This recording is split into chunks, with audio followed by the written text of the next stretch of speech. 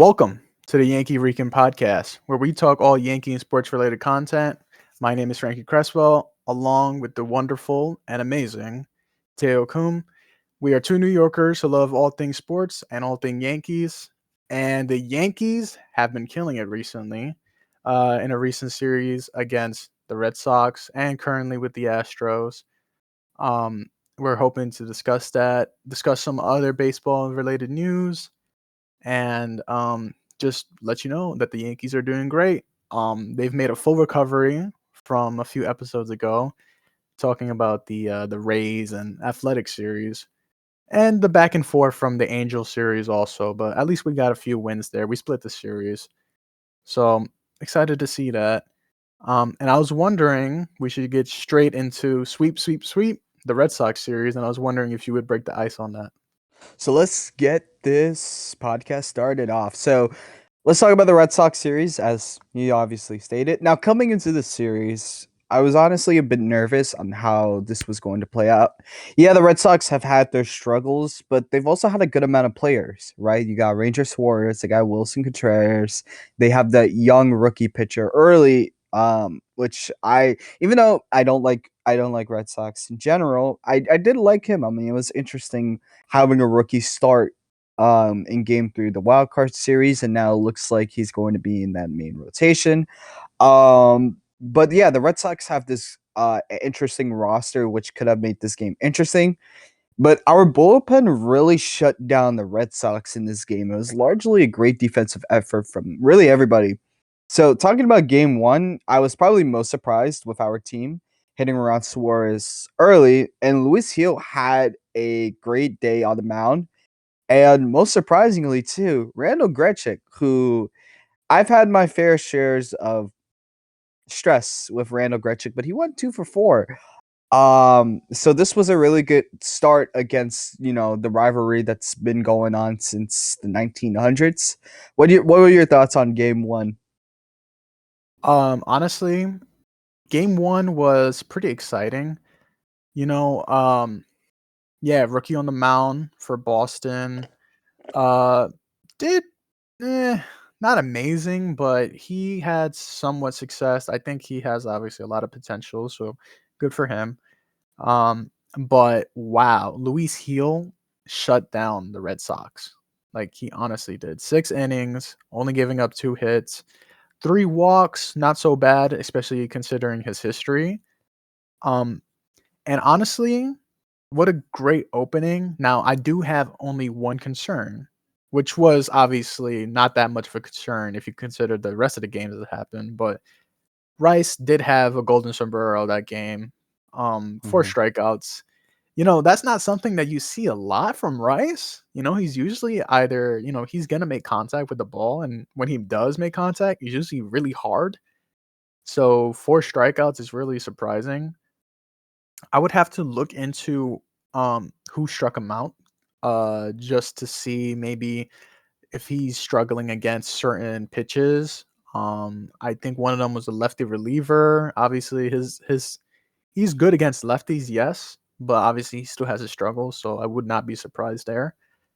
And yeah, Grichuk having a good game. Honestly, Grichuk has been kind of good overall recently, defensively and offensively. So it seems like maybe we should just talk more trash about certain players and they'll do well. I mean, hello, Luis Heel, Grichuk. Um, I think I called out Wells and he started doing well. So maybe we got to just keep calling out guys when they're in a slump. Um, but yeah, that's about it for game one, and then game two was a lot of the same, honestly. Yeah, game two was I was definitely more confident in this game because Max Fried dominated the Boston's offense as Fried had 8 shutout innings. Mhm. 8 shutout innings, man, and allowed for Boston to rally for only 3 hits. Um, we only scored 4 runs, but Ahmed Rosario was 100% the MVP in this game. And to be honest, Rosario is constantly that unlikely power slash contact source that we 100% need on top.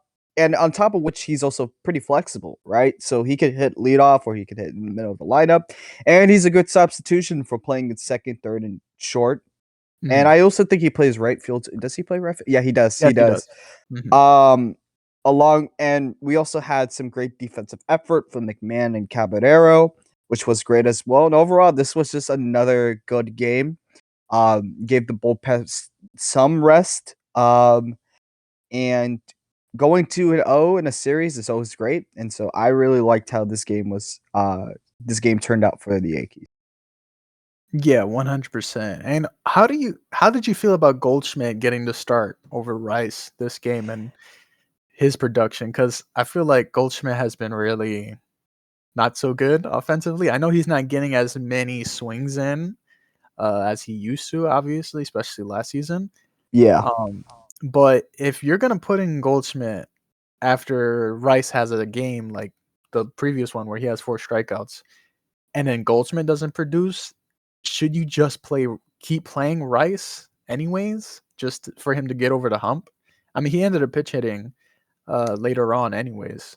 Yeah, I So agree. I think Rice should have just started this game so he could get out of the hump early. Goldschmidt didn't really in the first inning he went 10 pitches in against Suarez. I think Suarez was pitching this game. yes. Mhm. So he was trying to take some good takes on the mound, but obviously when it comes to baseball, you're not always going to have a good day on playing, but throughout the last few games, it's been kind of rough for him. He hasn't had a hit at all since April 13th.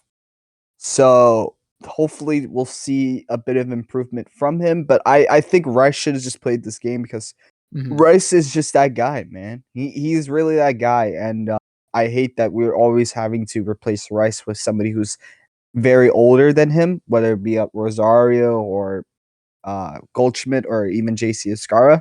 Play Rice. It's simple as that. Stop wasting the rookie. Stop wasting the young people for older veterans. It's that simple. Mhm. Yeah, 100%. Rice is a capable player. I think he is an everyday player, especially if you're going to play him every day at first. Again, he doesn't get into many. I've never seen him go 0 for 4 with 4 strikeouts. I think he was 0 for 5 actually, but yeah, 4 strikeouts. Just a tough day. You know, certain matchups are going to be played against guys like especially Rice since he has so many runs driven in. Like they're going to bring in the best against Rice. Um, you know, because he's the most.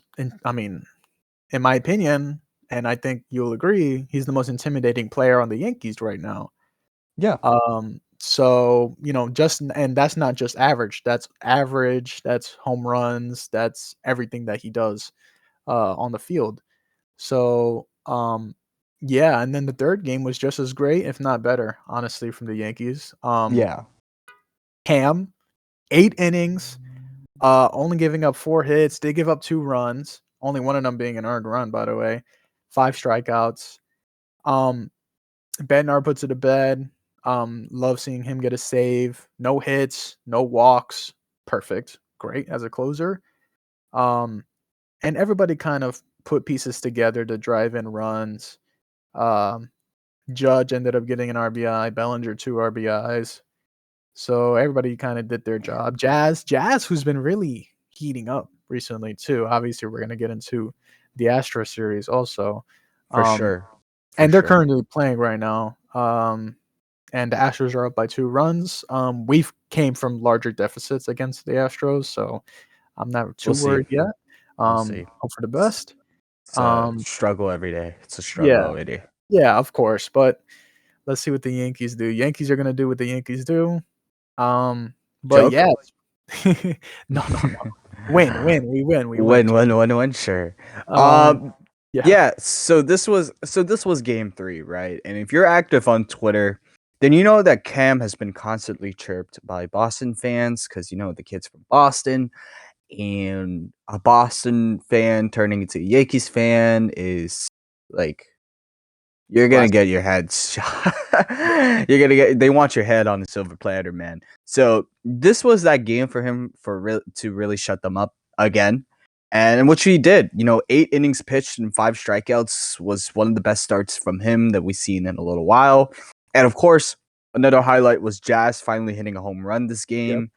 And of course, the home run has to be on the pesky pole Pesky because Paul. where else was Jazz going to start his 50-50, right?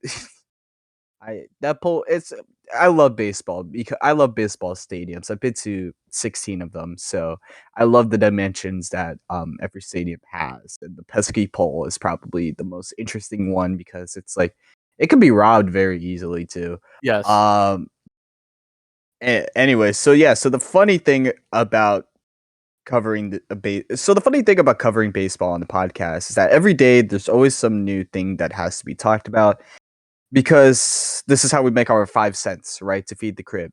Um, our lineup had a total of 17 strikeouts, which was completely unacceptable.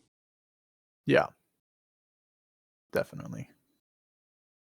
And obviously, there's going to be games where not going to hit as well as you can, right? Um, So my response to that is just take better takes on the mound. A lot of swings and misses, a lot of backwards Ks, not backwards Ks, a lot of Ks. It's not good. It's not good. It doesn't look like a good look. This is had we not have the power hitting that we're able to have. And this is my thing, right? Like I always like power hitting. I like home runs, but I also like contact. I also like when players are getting good takes on the mound. So you're not always going to have a good outing, but try to make it competitive. Stop swinging at everything. You know what I mean? Or we're going to get one hit, or we're going to get no hit. That's how no hitters happen. So it's just something to keep in mind, right? 17 strikeouts, completely unacceptable. But overall, great series win, taking down Boston for the first time since I think 2021, where we sweep the Red Sox in Fenway Park. Yes. Um, and then after this game, they went on to Baltimore, took a trip down to Baltimore, lost the first game, and then won the second game, 17-1. Jesus, Yeah, a lot of runs. 17-1. And I was in Jersey yesterday. I was at my cousin's birthday party. Happy birthday, Edwin. Um, and I got a notification from ESPN. I thought it was Shams, Shams from the NBA giving us some NBA bombs, which I mean he did later on. Edwards and Vincenzo being injured, but Alex Cora and other managers were relieved of their duty. They are no longer there. The tenure of Alex Cora has officially wrapped. Frankie, what are your thoughts on that? Because we're Yankee fans, right? And Alex Cora and the Yankees do not have a good relationship at all. Nope. For obvious reasons, right? So I'm very interested to see where Boston's direction is at now. Honestly, again, I do want to say about Alex Cora, since he's Puerto Rican manager, I think he's one of the only few managers in the MLB Puerto Rican who are Puerto Rican, whether that be assistant coach or the main coach. Um, so it's always nice to have representation, even if you work with whatever the rival team or whatever. Um, what I want people to know is it's definitely not Alex Cordo's fault. He's not getting fired because he's been a disappointing manager. He's actually been a great manager. He's been a great help um, for the Red Sox. He's managed some of the best youth talent for the Red Sox for the past few seasons. He was there when Duran was going through his issues, his mental health issues. He was there when the Red Sox would make all the major moves that they've made recently. He's always trying to win. Um, and there's actually, I'm not sure. I think there's currently news that most likely he might be available for the Phillies because I think the Phillies are probably going to end up making some manager moves soon. So Interesting. maybe he'll coach the Phillies. I don't know. The Phillies need help too. And That's also, most notably, 2018. That was the title year for the Red Sox. And who was yes, managing the team? Alex Cora. Alex Cora. So yes, he's a legend. I think there's no Red Sox fan who's gonna be not disappointed by this. Everyone is pretty disappointed if you're a Red Sox fan because Alex Cora is definitely not the issue here. He has done what he has done with a lot of success with the talent that he has received. He has shaped some of the future Red Sox talent into what they are today. That's Roman Anthony, Jared Duran, Marcelo Meyer, Christian Campbell. Like these players who are really, young and are looking for like a proper place on a team, Right. especially as historical as the Red Sox. Mhm. He has done amazing. And obviously the Red Sox are moving on, but uh I don't is this gonna help the team? Honestly, I doubt it. Ye- And honestly, as a Yankees fan, maybe that's a good thing. But I do feel bad for Alex Cora, obviously. I don't feel bad for the Red Sox, especially if this turns out to be a horrible move, and a horrible decision from the front office.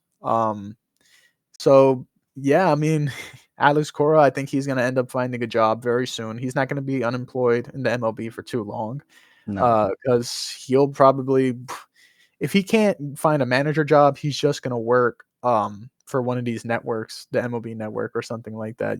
So he's a brilliant manager, a brilliant mind, a great baseball mind, and yeah, I mean, wish him well. Yeah, I mean the thing about this situation with the Red Sox is that it's not the coaching's fault. It's the front office fault. It's always been the front office fault after 2018. And they made the signings that they did. I think most notably the worst thing the front office did was the Mookie Betts trade, Yeah, right? exactly. So it's not always been Core's fault. Obviously, unless your name is Aaron Boone, you're obviously going to have days where the coaches are going to make really bad mistakes, and that's life, right? You always make mistakes, but the front office has not been living up to their standards, and what the front office is doing right now is very similar to the Mets. They're doing a little bit of a hard reset right now, where we're putting in a bunch of new guys, and it's going to take some time to figure it out. And we'll talk about the Mets in a second because I wanted to actually talk about the Mets. We forgot to talk about them last week. Right. We Okay. forgot about it. Yeah. Sorry.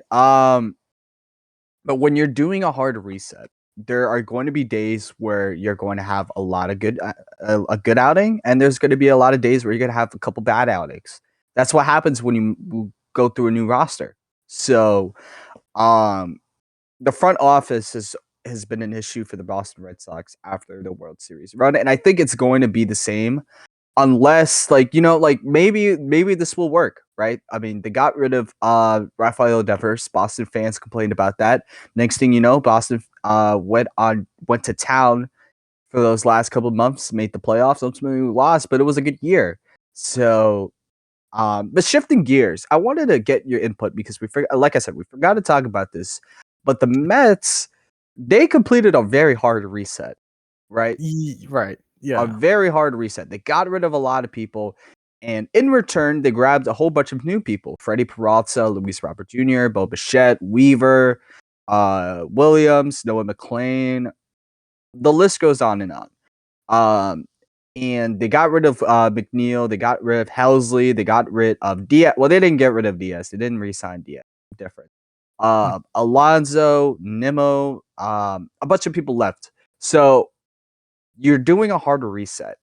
And like I said, you're going to have days where you're going to have good stretches, and there's going to be a lot of days where you're going to have to go with bad stretches. Yeah, exactly. The Mets had a 12-game losing streak.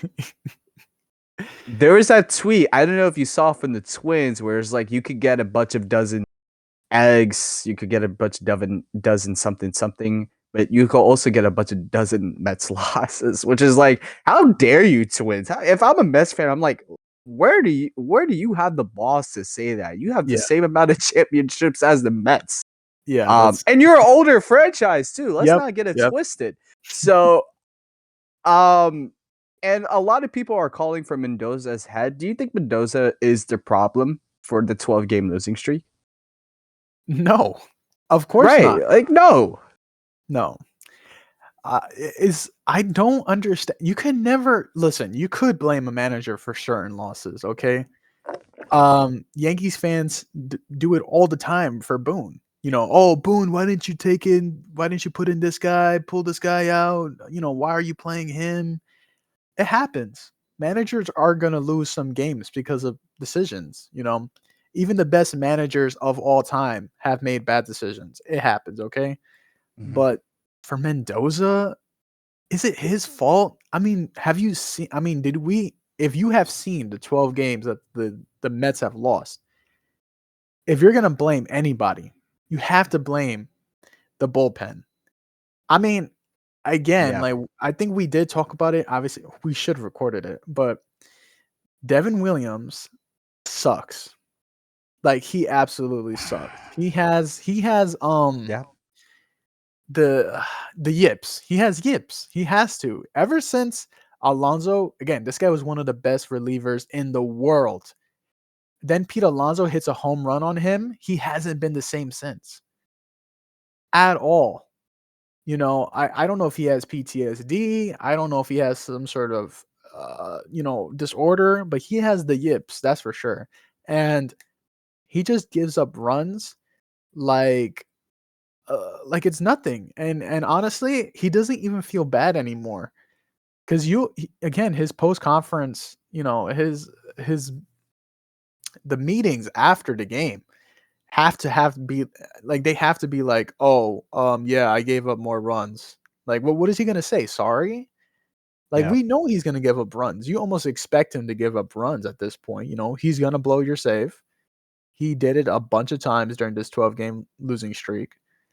Um so did Weaver, obviously. Like I still have like a good spot. Like I have still a sweet spot for Luke Weaver because of what he did when we needed a closer for a while, even though he struggled. I know he struggles. That's, whatever. But I mean, But he's at also least won. Weaver's more sorry, but at least Weaver's more capable of getting Yeah, through the inning. especially Like, in recent history. yeah, like let's look at the game where they lost the 12th game.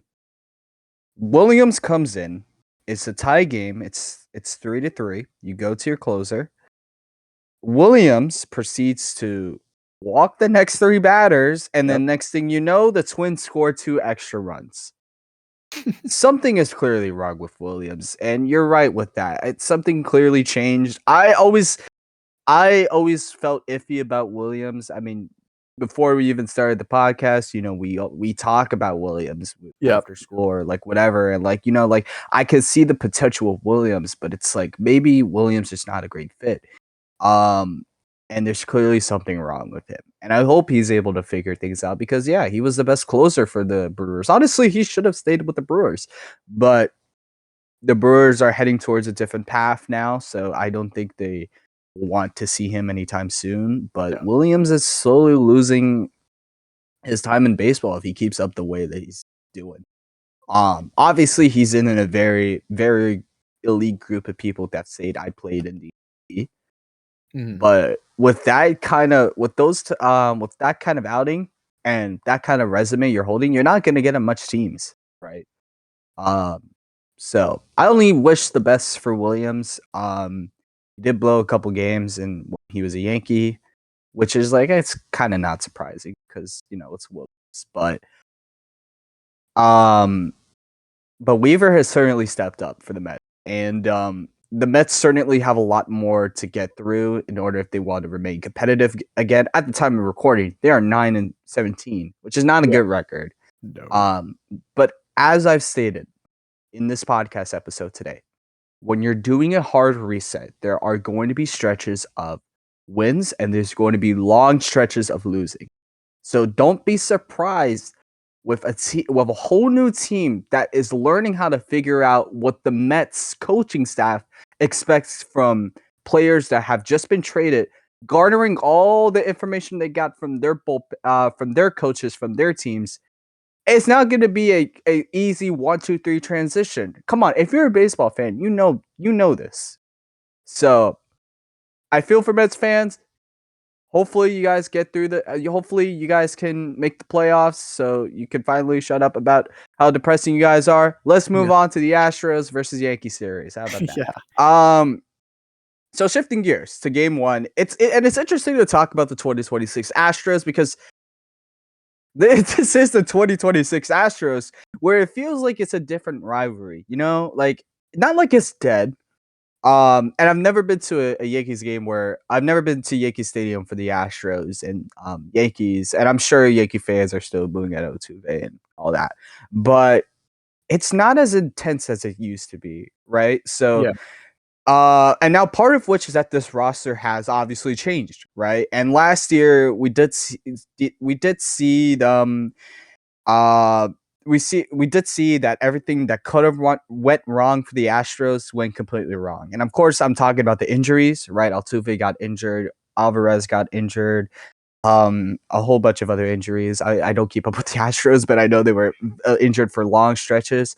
Um, and we got to see this next chapter in this rivalry with absolute domination against Lance McCullers Jr., who hasn't really had a good start since 2022, quite frankly.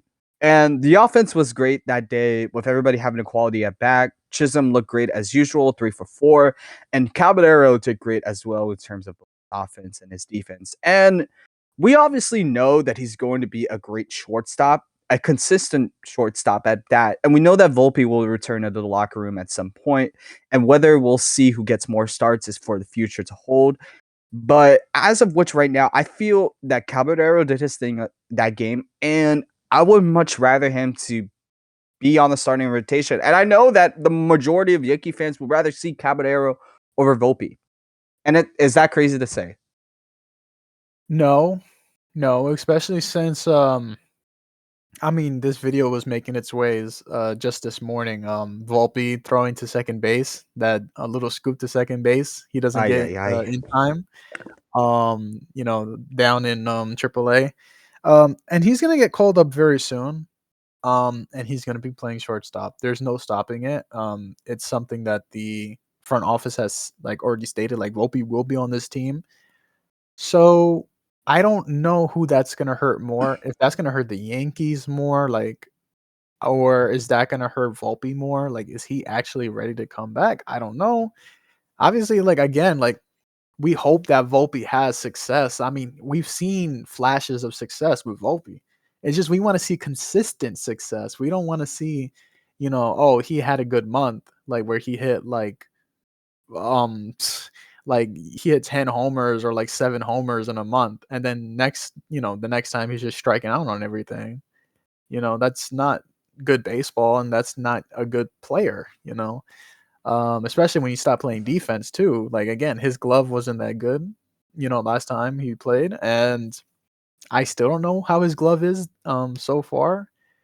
So I guess we'll Yeah. just have to see. But Yeah, I mean, he's not consistent, right? mhm, And like I said, I'd much rather have Caballero against Volpe. And listen, I would be okay with Volpe being on the roster. Yes, we talk a lot of crap about him, but he's good and he's a young player. So having a good young player who is also speedy, not as speedy as Caballero, but he could still steal bases and he could still be active. It would be great for a backup, not a starting position, but a backup. Boone, right. backup. You know those two words? Backup. Put it together. Um. So we'll see. We'll see. We'll see. I don't know how much. I hope Boone listens. I don't think Boone really cares about this podcast, but I care about this podcast. Right. So, Of course. and of course you do too. Now, game two was very interesting because Weathers did fine on the mound. He got hit around very early, but the Yankees did make things competitive. Mm, They tied things up when they were down thanks to not Caballero, thanks to Grisham, and then Caballero took the lead with another home run later. And then when Carrera tied things up to get the Astros back on track, the Yankees went to town on the Astros with 6 extra runs. And what I noticed was that not only was the long ball working, but this team was actually taking good takes, right? Back to back RBIs, RBI walks in the top of the seventh, which is like honestly rare for the Yankees that have been such a notorious for using the long ball. And we also saw the contact also working, right? So one thing to keep in mind is that Stanton was injured at this game, which was heartbreaking. But mm. I don't think the injury was too serious. I didn't look at the injury, which is something. So we got to see Rosario play DH, and he did okay, 1 for 5. But what was your thoughts about that? Now that Stanton's out too. Well, um, I mean, look, the way I see it is, if Stan is, do we know like the status of Stan? Like, is he gonna be out? He's gonna be out for a while, or is this just maybe a Let day me to day? see. Let me see. Uh, because if it's really concerning, then we should be worried, honestly, about because Stan has been producing very well for us, honestly. So Stanton has a right calf tightness. Okay. So I don't think that's a too serious injury, but he'll be put on the IL for like a. Yeah, as I was say, that's a week to week thing, which I guess that's yeah, I figured. Um, so honestly, okay, so if Stan's out for a few weeks, then what you can do, right, is you could play your outfielders. You could have Judge play DH and then get Grichuk more. So your lineup can be left field Grichuk, center field Grisham, right field Bellinger, which is not terrible considering that Grichuk has been producing and Grisham's always, solid, and of course, obviously Bellinger is always great. Or if you want to give Goldschmidt more opportunities, then you can put him at first Hmm. and Rice at DH. Make sure that Rice still gets his swings in, um, and just Which kind he of which he's doing right now. He's playing DH for the yes, yeah, Astros today. exactly. Um, and well, the Yankees are losing now, so now they're losing by now it's 4-0. Dang, I kind of got to see who's. I guess we should maybe get to who's starting today. Who's starting Luis today, by Hill. the way? Are you You? are you surprised? It's Luis Hill. We just talked Uh, how great Luis Hill. and of course. I don't know. Now Did he's we getting jinx hit it? around. I don't know. I I think don't think we jinxed it. That's not fair to say because I we tend to record on the weekends, and then the next series happens. We'll talk about that in the next podcast episode, as always. yes. But we tend to really record episodes before or after a game. Due to time and scheduling conflicts, we have to do it before or actually during the game right now. Yeah, So maybe we did jinx it now that I think about it, but I don't. But it's Luis Hill. What do you expect, right? yeah. I mean, Um, I don't know what to say about he. Like he still has his issues. Like he still walks a lot of guys. He still has location problems. mhm. It's nice that he walked away with a win. Today it looks like he might walk away with a loss. Um, well, hopefully not. Hopefully it's just a bad Yeah, outing. Hopefully the Yankees it's come so back. really 3 innings pitched with 60 pitches. Not a good look. He's not gonna get a win. He's not qualified for a win, but No, the Yankees could still win. So we're looking forward to that. man, anything is possible. Anything Yeah, is of possible. course. Never doubt the Yankees coming back because it might happen. Um, I don't want to go that far. That's. I'm just but being realistic. I'm being realistic. no, yeah, I totally understand. Yeah, and for the I mean, it sucks that Weathers couldn't like hold in his performance a little bit longer. He almost qualified for a win. He went 5 innings. Then well, Fernando Cruz got the save. That's always nice. I believe uh the previous game, the 12-4 game, he gave up a few homers, right? Right? Cruz. I think he gave up a home. Let me To check. Shoemake and Yandy Diaz. Who Yandy Yeah, Diaz? That's a good catcher. Now there's another right-handed catcher. If we really wanted to try to make a trade, that's another guy. I could see a good reason to pick him up, especially with the righty issues that That we're currently going through. I mean, again, we just got to look out for it. Yeah. So I guess maybe let me see, three. Wow, that's a lot of force. 3 innings, 3 hits, 4 runs, 4 earned runs for Luis Hill. That's awesome. 2 homers. Okay. Looks like Jazz got on base. Nice. What a weird lineup today. Um, Yeah. I think this is just a day where they're trying to get rid of it so they can head on out to Arlington. yeah, I guess maybe you feel bad for the Astros. Just let them take this game and then move on to Let them Texas. take the win. Yeah, 10 and Yeah. 18 is not Astros good. Um, at least what they're used to expecting if you're a young Astros fan. But what I did notice from game one and game two was the use of Cruz and your favorite player, Duvall.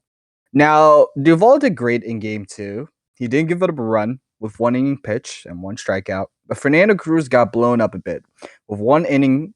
Wait, no, he didn't actually get exploded, guys. He's okay. We're talking baseball. He didn't explode. But he did get blown up a bit with one inning pitch, two ERA, and three strikeouts. My thing about that is that this is what you expect, right? When relievers rest for too long. Duvall and Cruz did not pitch for a full week. So it's just something to keep in mind when Boone needs to just manage the relievers you use. There will obviously be games where you don't need to use as many relievers. A couple of games where pitchers complete a complete game, right? So, but that's something you have to keep in mind because for the most part, our bullpen pieces are valuable. So that was my takeaway from these couple games. Yeah, that's honestly, this has been a great little streak of wins. Really showing off that a lot of the players on this team can actually help the Yankees win. Um, the pitching here also has been really good. And I'm very happy to say, that the Yankees actually look like a really solid team.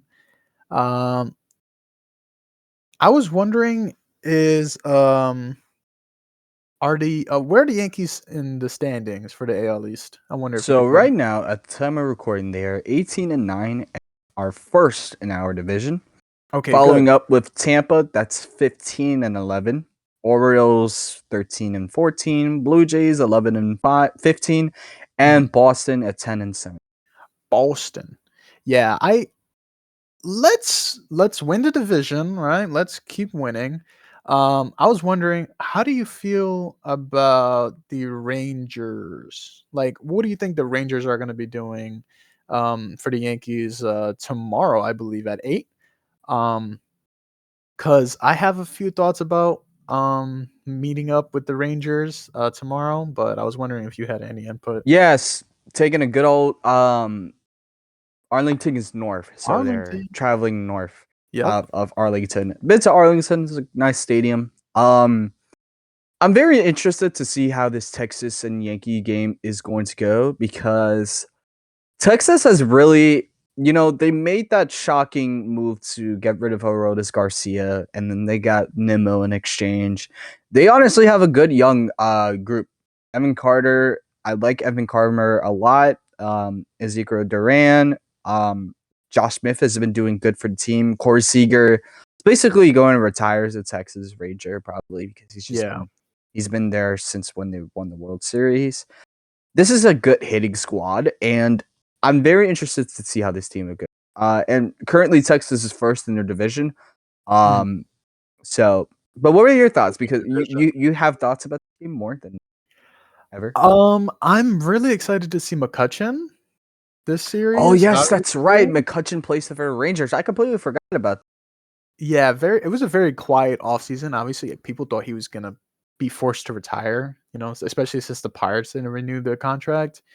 Um, I'm very happy for McCutcheon. He's been actually producing pretty well for the Rangers considering his age. The decline of performance that was projected, he is not there yet. He's still producing at a certain level that's not expected, which is great. Obviously, McCutcheon, Yankee legend, Pirates legend. He's always exciting to see. He's always going to be one of the most exciting players. Especially when I was growing up, he was such an exciting player to watch. So respect McCutcheon, Hall of very good. Um, Mm, hmm. Corey Seager. Honestly, I know you said Corey Seager might retire a Ranger. I would not be surprised if somehow there's a Dodger reunion there. Um, just wouldn't shock me, especially since the Dodgers. are kind of desperate for a shortstop still right now. Um, so I would not be surprised if somehow Texas, don't do it. don't do it. Yeah, don't. Oh, guys, Don't do it. don't do it. Do not. Don't do it. Don't put it in the air. We're just talking about jinxing. Don't I put it know. in the air, Frankie. Come on. I mean, listen, the baseball fan in my heart. There I have a Yankee fan in my heart, like a Yankees logo right there, and I also have a MLB logo right here. And that MLB logo sometimes it conflicts. But Corey Seager, he's in the twilight of his career basically. He still has a lot of potential. He's still great. Maybe he's going to be looking for a better place to end his career, maybe win another World Series. I don't think the Rangers are going to win another World Series, respectfully. I'm sorry. Um, but I think this team is actually exciting. Wyatt Langford is somebody that I would look out for this series. Brandon Nimmo has always had success against the Yankees. So yeah, DeGrom is on the team too. DeGrom, obviously, yeah, DeGrom. Oh my God, dang, is he gonna start against us? Not for this next game. I think Jack Leiter is gonna start. He's the projected starter for tomorrow's game, and then I think Fried should get to start tomorrow. Also, um, that should be actually a nice little matchup, honestly. Yeah. Um, DeGrom's still doing his thing at 37 years old, which is like listen, surprising. DeGrominator. He's still he's still killing it. It's always exciting to see DeGrom, because uh like it's crazy how we always end up talking about a lot of Mets stuff too. I mean, we can't help it, that's little bro, but um yeah, DeGrom was always exciting to watch too. And Yeah. he's had a decent career with the Rangers also, you know. I think that's probably where he's gonna stay, honestly, unless he, again, like 1-day contract, maybe with the Mets, maybe, you know. Maybe I would think he would rather retire as a Met. I mean, he did win. Technically, he won the championship with the Rangers, but he didn't win when he was on the championship roster. He was Yeah, on the championship roster because I think he was injured for the rest of the year. yes, he was. Yeah, So I think it'd make more sense for him to retire as a Met. But honestly, he got his ring, he got his bag, he has a hell of a career. Um, I don't know about Hall of Fame stats, but I know one thing is that Mets fans still love and respect Jacob DeGrom. yeah, we still love the. I mean, You're Mets a Met fans. fan? Hold No, on, no, hold on. I love the Grom Stop. because I'm a Stop. baseball fan. I I thought swear you meant every baseball fan. I thought I that's what swear you. every episode there's always like a little suspicion of like, are you really a Yankees fan? Like No, I'm a Yankees. this is becoming too much of a coincidence. Listen, I was Stick to a team, man. I was just thinking about this thing too. I had a funny incident with my friend. I won't say his name just in case, but we're at Yankee Stadium and the team is losing. This is the game that I went to with my friend. You know who I'm talking about, right? Yeah, his Um friend. yes. And we go to this game and the Yankees are down and they're like the people in the crowd, they're trying to boost morale, they're trying to have a little bit of fun while the Yankees are down. And they start chanting for Gary Sanchez. And I start chanting for Gary Sanchez. I'm like, Gary Sanchez. We start clapping, like we start getting loud. And then my friend looks at me and he says, "Who's Gary Sanchez?" And I was shocked. I was like, "Dude, this guy doesn't know who Gary Sanchez is." And I said it out loud. I was like, "You don't know Gary Sanchez?" And then everybody looked around and looked at him, yeah, a little bit, Wow. kind of side eyed a little.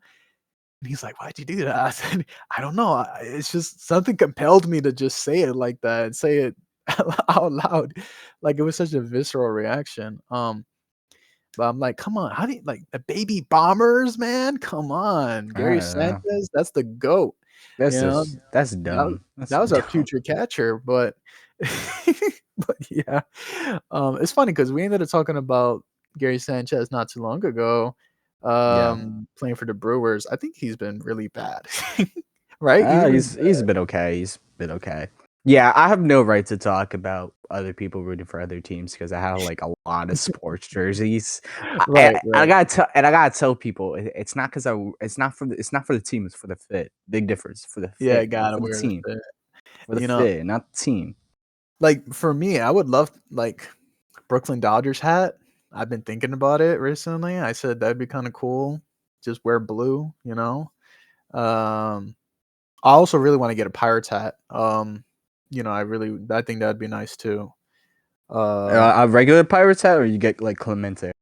Oh, Clemente. I mean, obviously, yeah, that'd be sick. But with the patches and stuff like that, like the hats go up like crazy around my area with patches. So I Yeah. would have to see. I mean, I would love to if I were to get the Puerto Rican flag on anything, it would be a Yankees hat. Mhm. Obviously, like the ones that we saw at Yankee Stadium, those were sick. Yeah, I yeah, want yeah. that. I was thinking of that. If you go to Lids, I don't know how much it costs, but if you go to Lids, you could get like your hat customized with like a specific like logo or something like that. Yeah, because that'd be kind of sick. Not sponsored, by the way. So, No, but we're looking for sponsors. So if you're listening, wouldn't wouldn't mind.